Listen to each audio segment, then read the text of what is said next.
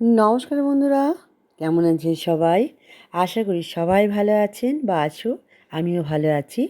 রুবিস kitchen and blog থেকে বলছি। তো যাচ্ছি, দেখতেই পাচ্ছ, ট্রেনে যাচ্ছিলাম। যাচ্ছি হচ্ছে কাছড়াপাড়া আর হালিশহর। কাছড়াপাড়ায় যাচ্ছি হচ্ছে মেয়ের শ্বশুর বাড়ি। আজকে ওখান থেকে সবাই টোটো করে যাব হচ্ছে হালিশহর। ওখানে মেয়ের বিবাহ রেজিস্ট্রিটা আর কি রেজিস্ট্রি হয়ে গেছে, সেই কাগজপত্র একটু সই সাবুত বাকি, সেখানেই যাচ্ছি। সই সাবুত করে আমরা সবাই গিয়েছিলাম হচ্ছে রানী রাসমণি ঘাট। দেখতেই পাচ্ছ, রানী রাসমণি ঘাটে গিয়েছিলাম। এখানে ভয়েসটা দিতে পারছি না, একটাই কারণ, প্রচুর জোরে মাইক বাজছিল, সেই জন্যই আমি অডিওটাই দিয়ে নিলাম। আর ভীষণ সুন্দর লেগেছে। আর আমি বহু বছর পর গিয়েছি, আমি অনেক 10 বছর আগে গিয়েছিলাম, তখন এত উন্নত ছিল না। আর এখন এটা দেখে আমি একদমই চিনতে পারিনি। তো আমার খুব ভালো লেগেছে। দেখি আমি আরেকবার যাব রানী রাসমণির ঘাটের এই মন্দিরটায়। আমার তো ভীষণ ভালো লেগেছে। আর যেকে দেখতে পেলে তা হচ্ছে আমার মেয়ের শাশুড়ি মা আর কাকি শাশুড়ি পাশাপাশি। তো ভালো লাগলো দেখে। আর আমি একটু ছবি তুলে ভিডিও করে নিলাম এই সুযোগে একটু, তাই সেটাই আর কি মজা হচ্ছিল। আর এই মন্দিরটাতে আমি যখন গিয়েছিলাম তখন একদমই ছিল না। এখন এই মন্দিরটা দেখে আমি একটু অবাক হয়ে গেছি যে মানে এরকম তো আমি দেখিনি। তো ওরা বললো রিসেন্টলি এটা তৈরি হয়েছে, তো সেই কারণে। তো যাই হোক, ভালো লাগলো। তো মানে এত দোকানপাটও হয়ে গেছে, এরকম ছিলই না, জানো তো। আর গঙ্গা একদম পিছিয়ে গেছে, আরেকটু আগে ছিল গঙ্গা। তা ভালো লাগলো বেশ। 10 বছর তো অনেকটা কম, বেশি না?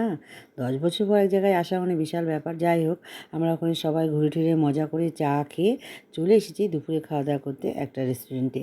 রেস্টুরেন্টের নামটা পাপাজি না কি একটা বলো, যাই হোক ভুলে গেছি।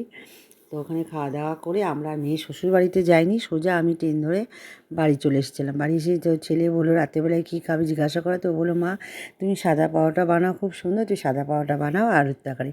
তার আমি সেই মতন আলুর তরকারি আর সাদা পাওয়াটা বানিয়েছিলাম। আর এই দিকে চলে এসেছে আমারই বান্ধবী, সবাই মিলে, আমিও ডেকেছিলাম। আর দেখো এসেছে কি, লোডশেডিং হয়ে গেছে, কারেন্ট চলে গেছে। আর সবাই মিলে আমি একটু মজা করছিলাম, আর আইসক্রিম খেয়ে খাবে বায়না করছিল দিদিরা। তো আইসক্রিম ঘরেই ছিল, আর কিছুটা আর হাজব্যান্ডকে দিয়ে আনা করিয়েছি। আর এই ভিডিওটা তোমরা দেখতে পারবে, দুই দিনের ভিডিও, বুধবার আর বৃহস্পতিবার মিলে ভিডিওটা করেছি। কারণ বুধবারে বেশি ভিডিও করতে পারিনি, কম ছোটো হয়ে যাবে বলে বৃহস্পতিবার ভিডিওটা এর মধ্যে অ্যাড করেছি। আর এখানে সবাই আমরা মজা করছিলাম আর আইসক্রিম খাচ্ছিলাম, আর এর মধ্যেই চলে গেছে কারেন্ট আর ঝড় বৃষ্টি। নমস্কার বন্ধুরা, রুবিস কিচেন অ্যান্ড ব্লগসে সবাইকে স্বাগত। কেমন আছে সবাই? আশা করি সবাই ভালো আছেন, আমিও ভালো আছি।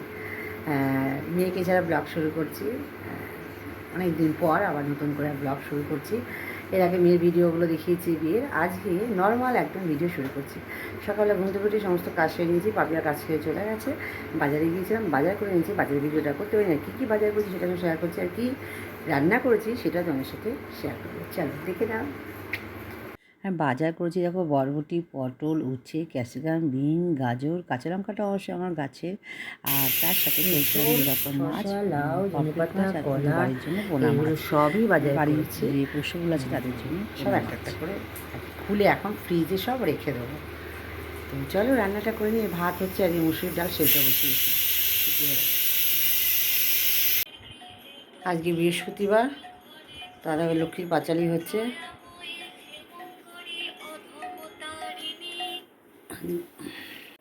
আজকে বৃহস্পতিবার, তো ঘর বসিয়ে পুজো দিয়ে নিয়েছি। দেখো, তো পুজো দেওয়া হয়ে গেছে, এখন দুপুরে খাওয়া দাওয়া করবো। খাওয়া দাওয়া বলতে আমি ভাত খাবো না, ডাল খাবো, মাছ খাবো। তো আবার ফর্মে ফিরে আসছি, একটু খাওয়া দাওয়াটা কন্ট্রোল করতে হবে। কারণ মনে হচ্ছে, এখন চেক করিনি, সুগারটা থাইরয়েড প্রচুর বেড়ে গেছে। কালকে দেখি, ওকে আসতে বলেছি, আসুক। তো চলো, পুজো করে হয়ে গেছে, খাওয়া দাওয়া করে নিই। তো দুপুরে কী কী রান্না করেছি সেটা তো শেয়ার করতে পারলাম না। তো দুপুরের খাবারটা আমি সাজিয়ে নিয়েছি, হাজব্যান্ডকেও দিলাম সাজিয়ে, দুজনে একসাথে খাবো বলে দুজনে দুটো প্লেট সাজিয়ে নিয়েছি।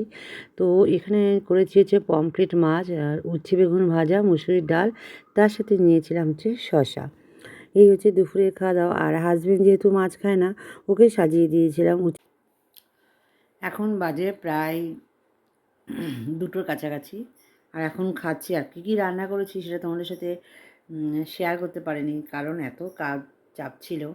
আর রান্না করেছি হচ্ছে মুসুরির ডাল, পমফ্রেট মাছ বাইরে থেকে এনেছিলাম, আর উচ্ছে বেগুন ভাজা, সাথে শশা নিয়ে নিয়েছি। এখন খাচ্ছি, দুপুর 2টো বাজে। পুজোটা শেয়ার করেছি, রান্নাটা শেয়ার করতে পারিনি, ভেবেছি রান্নাটা শেয়ার করবো, আর রান্নাটা শেয়ার করতে পারিনি। খাচ্ছি সেটাই, এই দেখো, এই তো প্রায় শেষ। মাছ খাচ্ছি, শশা। আজকে যেহেতু পমফ্রেট মাছ রান্না করছি, তাই আজকে অল্প একটু ভাত নিয়ে খাচ্ছি। আমরা একদমই মোটেই ভাত খাই না, এই জন্য ভাত খাচ্ছি। আর পমফ্রেট মাছ হলে পরে ভাত ছাড়া কি ভালো লাগে? হ্যাঁ, শুধু ফ্রাই খাওয়া যেতে পারে।